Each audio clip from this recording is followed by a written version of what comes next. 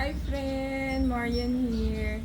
So nandun pa rin tayo sa third Jesus na book ni Deepak Chopra.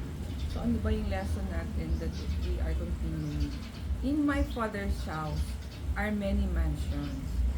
So how do we apply this principle? Existence daw is multidimensional. Therefore, your life is multidimensional. Medyo um, it's ano ba yan, a new age concept. So when multi-dimensional, ibig sabihin, hindi lang tayo nandito sa earth, where there are other dimensions. So medyo difficult to explain, but sabi nga, we can be in other universe, multiverse na tinatawag, if you watch that movie na Marvels, diba, yung the multiverse. But to explain it is not in my forte right now, but somehow we understand there are some exercises na we did in some books in the past na parang we encounter other places na parang we put ourselves there to experience that place na parang kumbaga you're using your super consciousness or your imagination, but sinasabi nga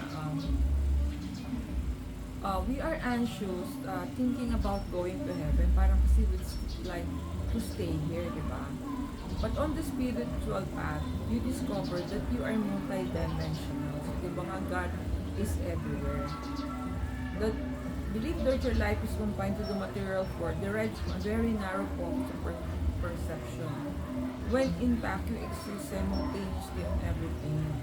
If you liberate yourself from perceived limitations, you experience the many mansions that Jesus refers to without waiting until you go to heaven. Kasi diba sinasabi, parang the apostles were afraid that Jesus will believe in them. So sabi niya, I'm ready mansions for you in heaven.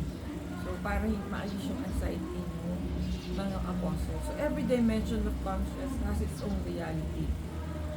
To think, imagine, wish, dream in activity, in consciousness. And although we don't commonly think of dreaming as a voyage into another dimension, it certainly can describe that way. So yan, medyo something new siya, diba, or new age, no? Parang, I don't know if you are ready to explore this, but there are some exercises that I find in books that assist you or guide you to explore yung mga ibang dimension.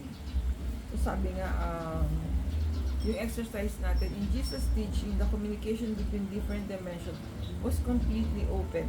Where faith performed miracles because being open to God was enough to create a living connection to His limitless power. So kasi when we think of just earthbound, di ba, parang there's a limit, dito lang tayo. So that's why, di ba, may mga limitless, that nothing is impossible with the Lord. You can create the connection by going inward and acting on the subtle level by using visualization. So yun nga po sinasabi ko na imagination, meditation, yan. Doon natin na-acquire yung dimension that is being referred to today's steps in God consciousness. So friend, kung if you can handle this experience, you can try it, diba? Kasi sabi, your inner world is filled with images you already have brought to life.